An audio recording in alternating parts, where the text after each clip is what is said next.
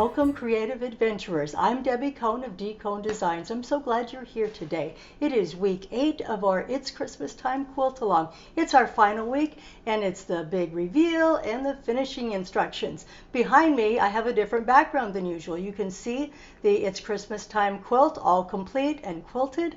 I'm so happy it turned out great. I hope yours will turn out well too. So stay tuned for the rest of the video where I give you the finishing instructions for the sashing and the sashing rows and the borders and just a couple of hints on binding and that sort of thing. My quilt was pieced by me and it was quilted by Cindy Stahl of Flying Pig Studios. You can find her on Facebook and on the internet. Thank you to Cindy for doing an awesome job of quilting. So let's go ahead and get started on our finishing instructions.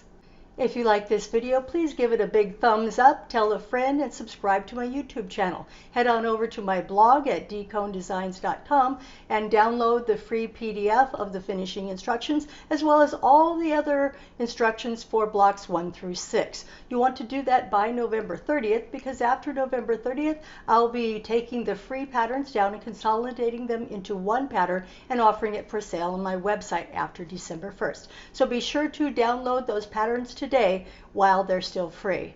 Thank you so much for watching. Here's a fast recap of the blocks we made and rows we made for the quilt. Rows 1 through 3 and rows 4, 5, and 6. Here's a shot of the entire quilt before sashing and borders. Now we're ready to move on to adding our sashing and borders. One of the ways to square up your blocks is to use a 9.5-inch ruler. I happen to have one, so I'm going to use it. What you want to do is to take your ruler and lay it down, get it reasonably close to the center. Then look for some vertical and horizontal lines to line up on your block. So for example, I can use this vertical line here and line it up generally with the seam on the star, and then I see this horizontal line, which I'm also going to line up with the seam on my star. You can find which marks work best for you, and I look to see that it's reasonably centered. I'm not cutting off my points at the top or the bottom. I'm going to slide it up ever so slightly, so I make sure I have plenty of room at the points on the top, making sure they're still aligned. Just tweak it just ever so slightly like that, and I'm ready to trim. I've got it lined up along the horizontal and vertical axes along the star the best that I can, making sure my points are not to be cut off. Now I'm going to go ahead and cut around each side. Pressing down firmly, like that. If you move the ruler slightly, just adjust it back, like that. Then go across the front, like that. And then if you want, you can either turn the whole block or you can press firmly and do it left-handed. You happen to be right-handed like me. And then across the bottom. And I would hold it firmly when you're doing this and make sure your blade is sharp. If you don't have a fancy 9.5-inch square ruler, no problem. Here's what you can do instead. What I suggest is you take some masking tape, painter's tape, washi tape, whatever you have that is not too sticky, and put it on your mat. Put one section here. I've marked it at the 9-inch line on my mat, but you can choose whatever starting point you want and mark the corner just outside so you can see where the actual lines are. Then I go over and I mark 9.5 inches over and put another piece of tape. Then I come down 9.5 inches and I put another piece of tape down here. Then I put the square in like this and I center it, pretty much eyeballing so that I have an equal amount of the square all the way around, top, bottom, and both sides of the mark. The purpose of the tape is so that you don't have to find a starting spot every time. You can visually quickly identify it, lay the block down, center it, and trim very quickly. That is one additional way to do it. You can see here that I've ironed and laid out on my mat the yardage that I'm going to use for my sashing and my borders. I've lined up the fold of the yardage down here along a straight line and then put my ruler along the vertical line, and I've secured it with the weight to help hold the ruler steady.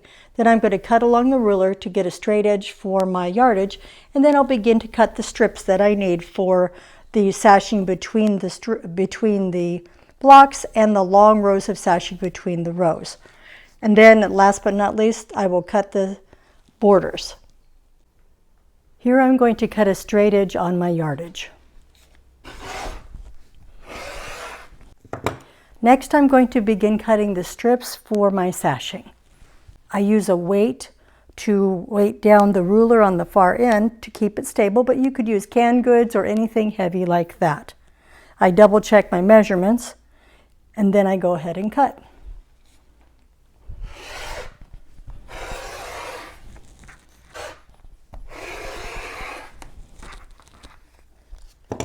Here you can see I've cut my fabric A strips. I've cut 13 strips. 6 of those strips will be the sashing for between the blocks. Each of those 6 strips I will subcut into 9.5-inch pieces, which we will use to piece between the blocks. The remaining 7 strips will be the sashing between the rows, each row of the quilt. For that you'll need 5 long strips, plus you'll need to subcut the remaining 2 strips into 14-inch pieces. We'll add a 14-inch section to each with the fabric strip so that it will be long enough to go across the entire quilt. Next, it's time to cut the strips for our borders. Here I'm going to begin cutting my fabric B strips for the borders. The strips are 5.5 inches wide, and you'll need to cut 8 strips. You can use a long ruler like I have here and measure it over the required width, or you could use the lines on your mat and any long straight edge that you have. That will work just fine. We will use 6 of the width of fabric strips, and then we'll need to subcut the other 2 width of fabric strips into 14-inch sections and piece those onto the long pieces so that our borders are the correct length. Consult your pattern for the exact measurements. Here you can see I have 6 fabric A strips. These will be the strips for the sashing between the blocks. To make this easier and more efficient, what I've done is I've stacked 3 strips here, 3 strips here, and I'm going to go ahead and make a straight edge by cutting off the selvages like this. Then I'm going to subcut the strips into 9.5-inch pieces.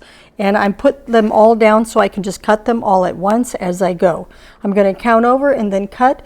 Each strip I'll be able to get 4 pieces out of it for about 38 inches. And I checked the dimensions on my width of fabric, and they're about 41.5 after I cut the selvages off. So I know I have plenty of room to cut all 4 pieces out of each strip. Again, to save time, I've stacked them, and I'm just going to measure over 9.5 and again 9.5, and I'll be done cutting everything I need for the sashing between the blocks. Then we can sew it on. Now I'm going to make the second cut. I'm just going to scoot everything over, line it up again. I'm lining it both horizontally and vertically on the mat to make sure my cuts are even, like that. Then measuring over using the hand weight, and then cut one more time.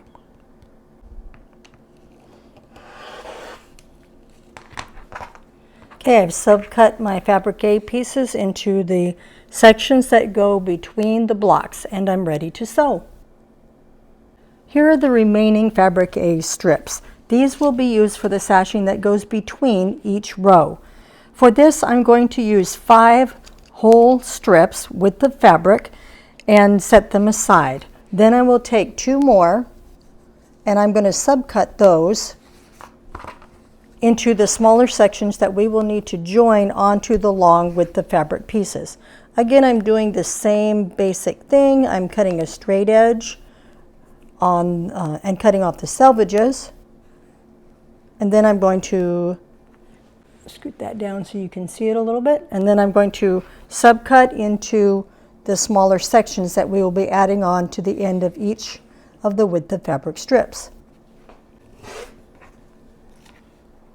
I'm about to subcut the strips for the sashing rows. What I've calculated is that your width of fabric strip is at least 40 inches, and then therefore you're going to need another 14 inches on one end or the other of each of the sashing rows to have an adequate width to go across the entire width of the quilt. If your width of fabric is a little longer, that's fine. Don't bother measuring. Just go ahead and add on that 14-inch piece to your width of fabric strip, because you can always trim it off once you've added your sashing row to the quilt. Not a problem. Longer is always better than shorter. Here we have our border strips cut to width. We're going to take 4 of the strips and set them aside. 2 will be used for the top and bottom borders, and the other 2 will be for the border sides. Because the strips on width of fabric are not long enough to reach clear across the whole quilt, we're going to have to subcut a couple more of the border strips into smaller pieces to add on to make the borders long enough in both directions. Consult your pattern for the exact width of those pieces. I'm not going to demonstrate that. You can use the exact same technique that I just used for cutting the smaller sashing pieces, where you trim off your selvages and then you're going to cut it into the smaller pieces, cutting through as many layers as you feel comfortable with to expedite the cutting and save yourself some time.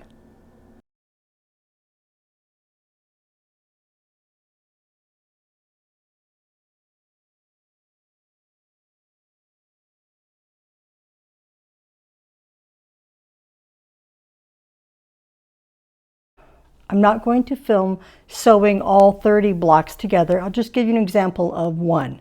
What I'm doing is I took a row, I checked the orientation to make sure it's correct. So this is the way I want this particular star to go. And then I'm chain piecing the strips on and then adding the sections from each row together as I go. And I complete one full row at a time before moving on to the next row.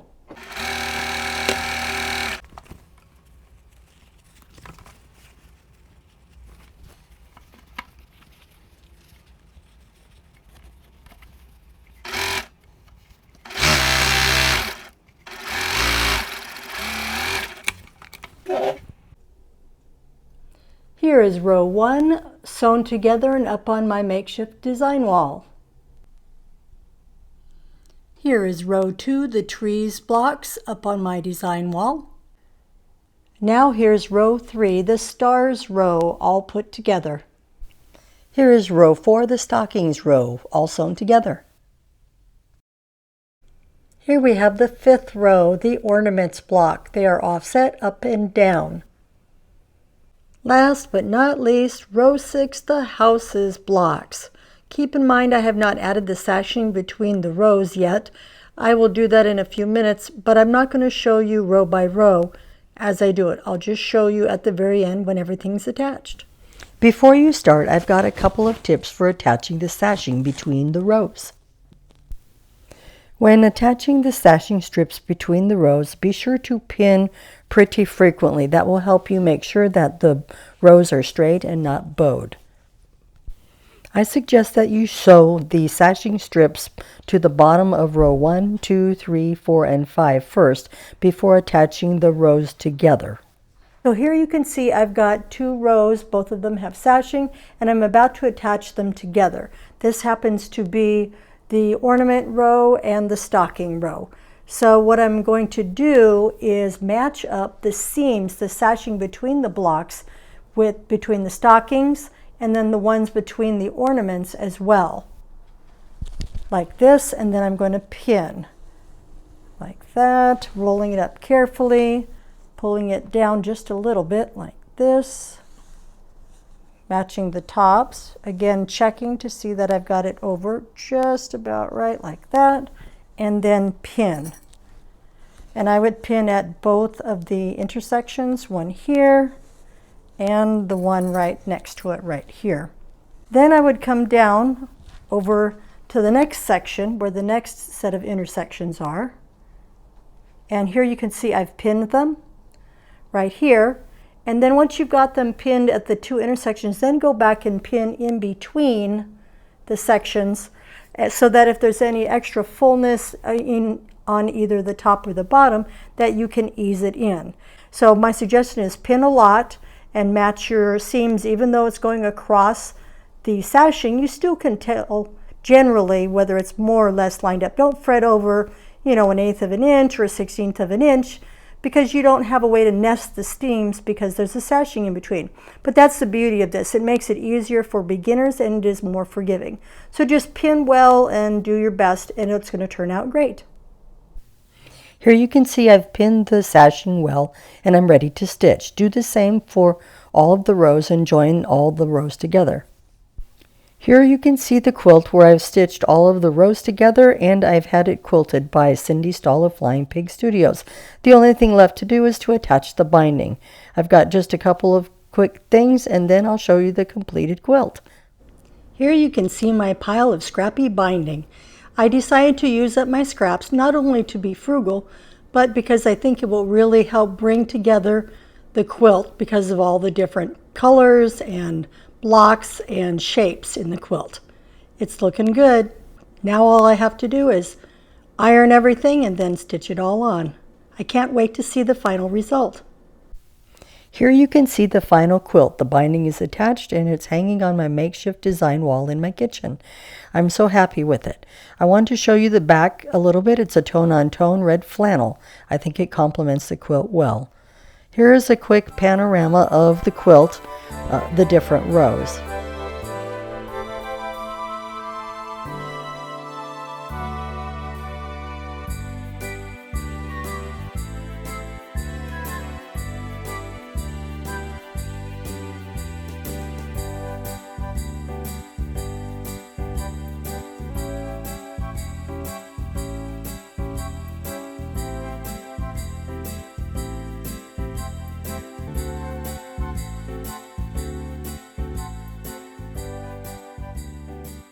And that's it for the final week of our It's Christmas Time Quilt Along.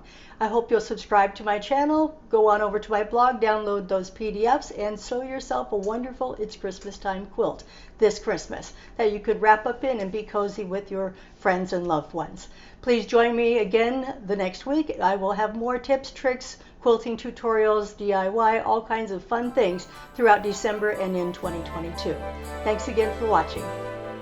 Please give this video a big thumbs up and subscribe to my YouTube channel. Click the notifications bell so you can find out right away when I post a new video. Please head on over to my blog and shop at dcondesigns.com and be sure to become an email subscriber so that you get a notification by email whenever I post again and put out a video.